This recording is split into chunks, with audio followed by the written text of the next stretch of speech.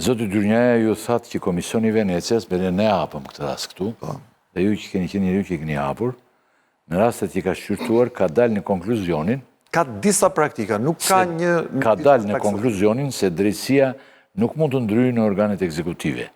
Cilit rast i referoni? Berisha thot që Rama mashtron për këtë punë e Venecias. Pra i pam për plasin e dyve, Saliu thot mashtron, a i thot të kundërtën.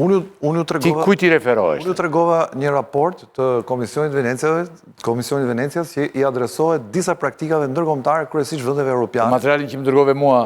Është anglisht, por... Është në anglisht, s'ka rëndësi, po ne mund të paraqitim. As konfidencial, as ilegal. Regjia mund të paraqes materialin që i dërgoj që Denisi nisi. Bashkë me prokurorët e çështjes dhe gjyqtari do ishin mirë që të ishin konsultuar me jurisprudencën ndërkombëtare për raste të tilla. Dhe ky materiali nuk është se ka diçka specifike për Shqipërinë, ka vetëm një paragraf vogël se është shumë i hershëm kohësh nga 2013, ku në praktikën e jurisprudencës së kohës i referohet gjykatës lartë që ka kompetencë për të shqyrtuar rastet e njerëzve të nivelit ministror. Pra, ky dokument çfarë tregon nga Komisioni Venecias edhe njëherë, po ja paraqitim shikuesit, edhe njëherë.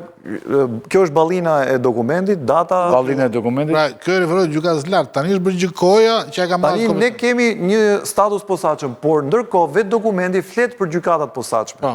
Dhe flet dhe për referenca se si kanë rregullimin konstitucional, pra kushtetues të shtetit. Pra në raste kur ka mbretëri, merret pëlqimi i mbretit, supozojmë.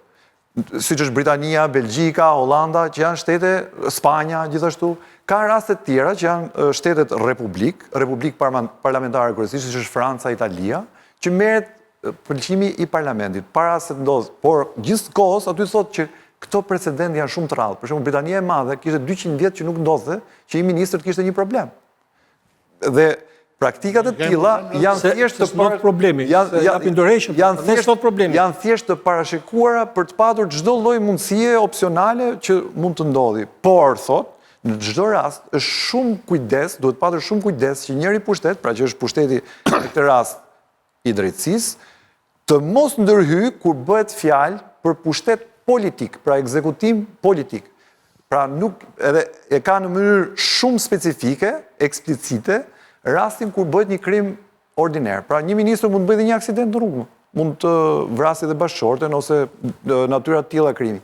Në këto raste, thot gjykata e nivelit të ulët e marrin me një herë shqyrtim dhe ecin me rastin nga pikpamja procedurale, nga pikpamja kushtetuese, kur bëhet rasti siç është në rastin ton, merret pëlqimi, thot, i institucioneve përkatëse që i bjen parlamenti ose vetë qeveria në rastin konkret që e ka tagërt vetë politik dhe emërtes për ta bërë këtë.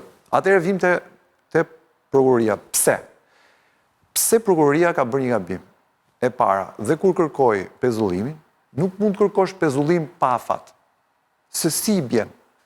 Ti ke shkelur prezumimin e pafajësisë. Po flasim gjithmonë pa marrë personin parasysh as çështje që diskutohen lart e poshtë. Pra po flasim për parimin. Pra ti kur merr këtë pezullim, a do vendosësh një afat 3 muaj, 6 muaj, po vendos një afat. Se nuk mund vendosësh një afat pa kufizim, pra nuk mund të kemi një mas pa kufizim, dhe ndërkohë në fund fare deli pafajshëm personi. Atëherë ti çfarë shkaktove? Po sikur nesër të jetë kryeministri ky, pra ti fut në krizë qeverisjen e vendit, pra ti ndikon tek qeverisja e vendit. Nuk ka rëndësi, më Edi Rama mund të jetë nesër Y.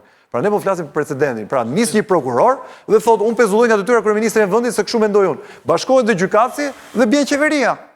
Atëherë këtu ndodhemi para një kazusi shumë të rrezikshëm në kuptimin e cënimit të një pushteti ndaj një pushteti tjetër. Prandaj masa duhet të ishte e menduar mirë dhe e kërkuar siç duhet. Nikola e tha shumë mirë shpar, pak më përpara, kur ata mund të kishin adresuar çështjen në parlament. Sigurisht që kjo nuk ka lidhje me marrëdhënien parlamentare, po ka lidhje me statusin i cili njësohet midis një ministri që ka të njëjtin imunitet siç ka deputeti. Prandaj duhet ta kishin konsultuar mirë kushtetutën me vendimin që po merrnin dhe kërkesën që po bënin. Ndaj mendoj që nga gjithë kjo rezume, për të mos i rënë shumë gjatë, por po them dhe diçka tjetër. Tani si i rrezikon provat Belinda Balluku kur ka që në 2024 që është detyrë? Nuk i rrezikoi deri tani provat Belinda Balluku. 1. E dyta, pse i rrezikoga provat Belinda Balluku dhe si rrezikoga sekretarja e përgjithshme që vazhdon të jetë detyrë? Fjala vjen, që është po në të njëjtin proces. Pra njëra rrezikoka, tjetra se rrezikoka. Ka lajthitje të mëdhaja Spaku edhe gjyqtari që ka marrë këtë vendim. Pra në objektin dhe kërkesën që ka për rrezikimin e provave po flas. Pra në shqyrtim të ftohtë. Unë s'dua të bëj gjyqin, sepse gjyqin do e bëjnë ata që kanë për takër ta bëjnë, pra gjykatësit kushtetues. Por ka logjika që të çdojnë në këtë histori. Pra gjithë historia se si është nisur, ose është një padituri nga pikpamja ligjore e prokurorit dhe gjyqtarit bashk, ose është një akt i qëllimshëm pastaj që s'di se ku do i nxjerr. Por besoj që isha i qartë apo jo në shtërim. Çështja është me shumë pikpyetje të mëdha nga pikpamja interpretative, se si ata e kanë bërë. Mund ta kishin bërë në gjendje komplet lirë të vazhdonin hetimin të thelluar gjithashtu, por provat ajo nuk i prish.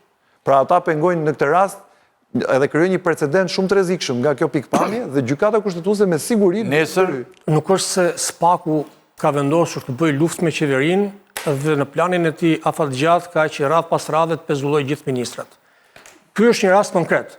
Është një çështje konkrete për të cilën vërtet është mbledhur një prokuror dhe një gjyqtar dhe një seancë ka vendosur pezullimin e ministres, e ka vendosur në bazë të disa fakteve dhe disa provave.